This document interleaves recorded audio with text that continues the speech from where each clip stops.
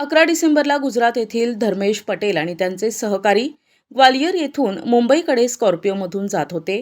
दरम्यान मुंबई आग्रा महामार्गावर वाडीवरे पोलीस ठाण्याच्या हद्दीत राजूर फाटा इथे दोन वेगवेगळ्या गाड्यांमधून आलेल्या अनोळखी व्यक्तींनी धर्मेश पटेल यांची कार अडवली आणि त्यांच्या डोळ्यात मिरचीसारखी पावडर टाकून मारहाण केली.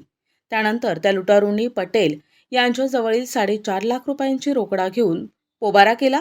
या प्रकरणी वाडीवरे पोलीस ठाण्यात फिर्याद दाखल करण्यात आली होती. याचा तपास करताना ग्रामीण पोलिसांनी केरळ राज्यातील त्रिसूर जिल्ह्यातून दोघांना ताब्यात घेतले. बाबू VR रमण पिल्ले आणि आकाश श्रीमंत अशी त्यांची नावे असल्याचे पोलीस अधीक्षक बाळासाहेब पाटील यांनी सांगितले. 25 लाख घडलेली होती. राजूर पाटील या ठिकाणी अशी गाडी, एक स्कॉर्पिओ गाडी लुटलेली होती. याबाबतची तक्रार पटेल या व्यक्तीने वाडीवरील पोलीस स्टेशनच्या हद्दीमध्ये असल्यामुळे वाडीवरील दिली होती. तसा एक 4.5 लाख रुपये गेल्याचा गुन्हा हा 288 नंबरचा गुन्हा वाडीवरीच्या ठिकाणी 309(6) आणि 324(4) याच्याप्रमाणे दाखल करण्यात आला. या गुन्ह्याची गांभीर्य पाहून आम्ही त्याच्यासाठी एक स्वतंत्र पथक एलसीबीचं नेमलं होतं. एलसीबीचे प्रभारी अधिकारी श्री बगल आणि त्यांचं पूर्ण पथक त्याच्यामध्ये काम करत होतं. जवळजवळ 1000 CCTV चेक केल्यानंतर आणि 10,000 मोबाईल नंबर चेक केल्यानंतर काही गोष्टी निष्पन्न झाल्या. त्याच्यामध्ये आमच्या टीमने केरळवरून 2 लोकांना ताब्यात घेतलं. त्यांचं नाव आहे बाबू रमण पिल्ले, चंदन नाडू, अर्नाकुलम केरळ, आणि आकाश यस श्रीकांत कोडगल्लोर त्रिसूर केरळ.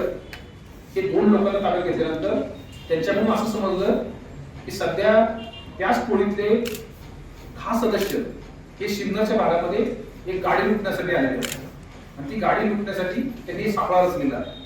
अशी माहिती मिळाल्यानंतर शिवनाचे प्रभारी अधिकारी श्री हेमंत वामरे, त्यांची पूर्ण टीम, इथली स्थानिक क्राईम ब्रँचची टीम त्यांनी एकत्रितपणे या ठिकाणी जे 10 लोक होते त्या लोकांना पाठलाग करून ताब्यात घेतलं.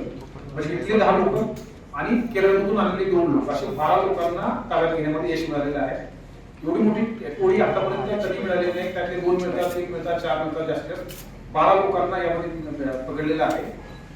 या 12 लोकांच्याकडे 3 गाड्या मिळालेल्या आहेत. 3 वेगवेगळ्या गाड्या, त्याच्यामध्ये स्कॉर्पिओ मध्ये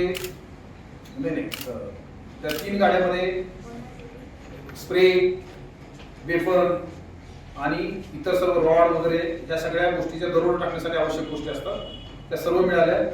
म्हणून या 12 लोकांच्या विरोधात सिन्नर पोलीस स्टेशनला एक गुन्हा दाखल केलेला आहे. त्यांच्याकडे ज्या कार होत्या त्यामध्ये टोयोटा इटिऑस, मारुती स्विफ्ट आणि होंडा सिटी अशा 3 वेगवेगळ्या कार त्याच्यामध्ये वापरल्या होत्या. बँकेमध्ये वापरणारे सगळे ATM कार्ड्स आणि इतर किमती मुद्देमाल असा साधारणतः एकूण 19,55,300 रुपयाचा मुद्देमाल हा त्यांच्या ताब्यातून जप्त करण्यात आलेला आहे. त्यांचा PCR घेतला गेलेला आहे.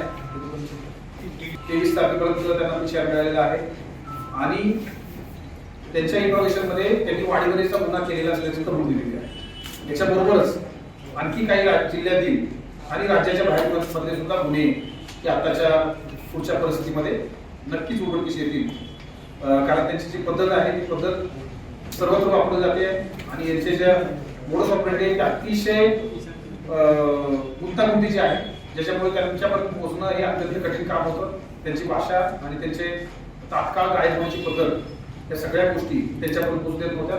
असा गुन्हा याच्यापूर्वी काही युनिटमध्ये झालेले आहे. संबंधितांनी अजूनही लुटमार केल्याची कबुली दिली असून स्थानिक गुन्हे शाखेच्या पथकाने आणखी 7 आरोपींना ताब्यात घेतले. हे सर्व केरळ राज्यातील नागरिक आहेत. ते सिन्नर तालुक्यात लुटमार करण्याच्या बेतात होते. गुन्हे शाखेचे पोलीस निरीक्षक रवींद्र मगर, भगवान मथुरे यांच्या मार्गदर्शनाखाली पोलिसांनी ही कारवाई केली आहे. प्रतिनिधी गुड्डू शेख, दिशा न्यूज, नाशिक.